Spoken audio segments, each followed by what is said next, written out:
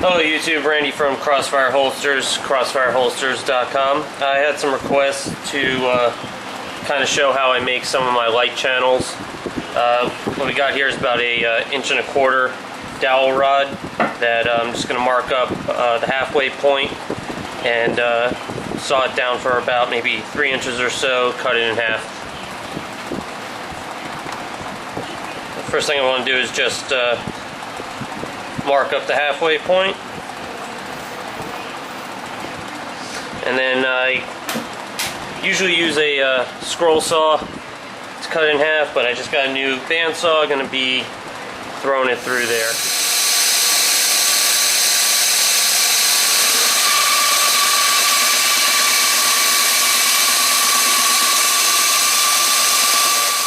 After making the initial cut straight down the center, I like to drill a pilot hole about 3/4 of the way down just for the cross brace to go through.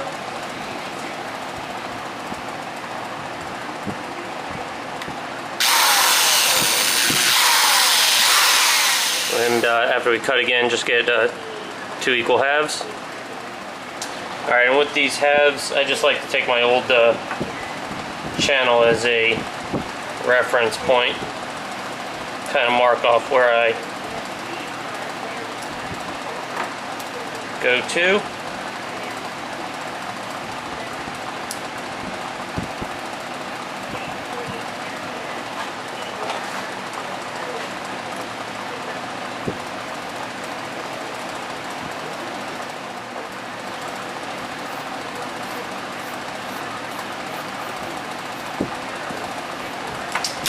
And from there, I just like to make a little line showing where I want to remove, so it gets more of a flush on the glue gun itself.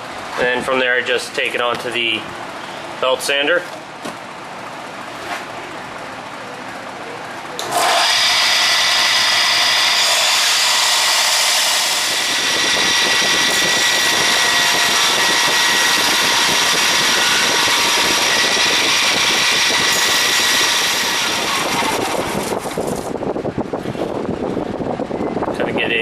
Wedge look to it, and then just do the same thing for the other side. Alright, and after you get both sides roughly about the same,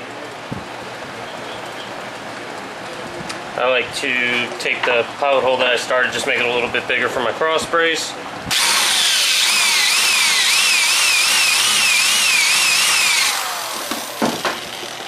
And then use a conical bit to just make it so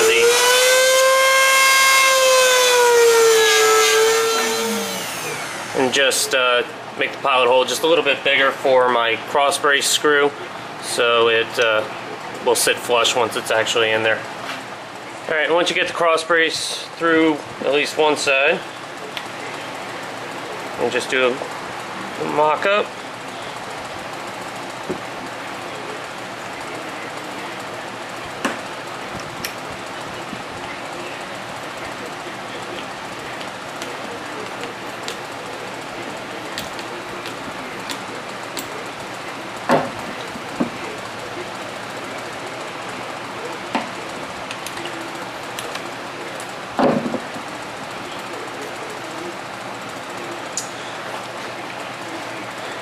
And then you get your light channel for whichever flashlight you have on it. And from there,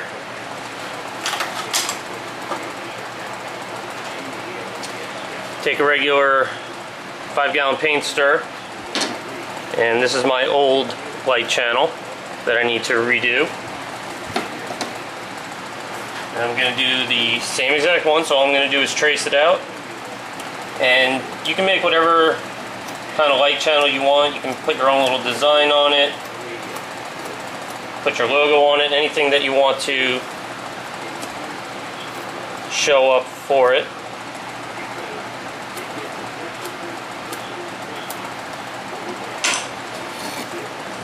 Trace it out easily enough.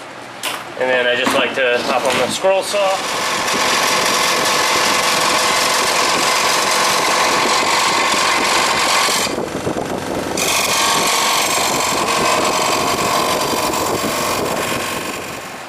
Alright, and once you cut it out, you get your general shape.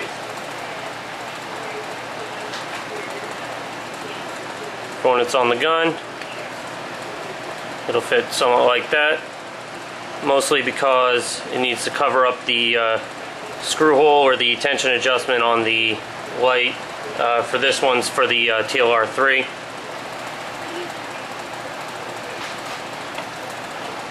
And you can see in the past you get the indentation from the screw on one side, and then the other side will give you the key markings to screw it tighter. And you just make the same exact thing for the other side. Alright, and then once you get your two halves, put your light on, put one on each side, and then you tape it, mock it up with your flashlight, go ahead and press it from there.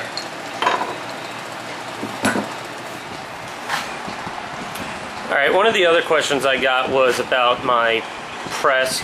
It's just a regular 12-ton hydraulic bottle press. You can pick these up at Harbor Freight, Home Depot, Lowe's, any of your general stores. What I like to normally do is, once you get the blue gun or your real gun in the book or in the press, I like to take a separate piece of wood with a metal X, I don't really know what you call these things, as a spacer to kind of distribute this the weight evenly, or the pressure evenly. And when you're cranking down on this thing, it doesn't really ever feel like it's too much pressure. You kind of feel out, it's hard to describe on video, but you kind of feel out the pressure. As you can tell, it's easy for me to start off going down, but as you get closer and closer of it reaching its final distance, you'll feel it just a little bit resistance, and you want to stop just after you feel just a little bit of resistance, and that should give you plenty of definition without damaging the light, damaging the holster, or damaging the blue gun or a real gun.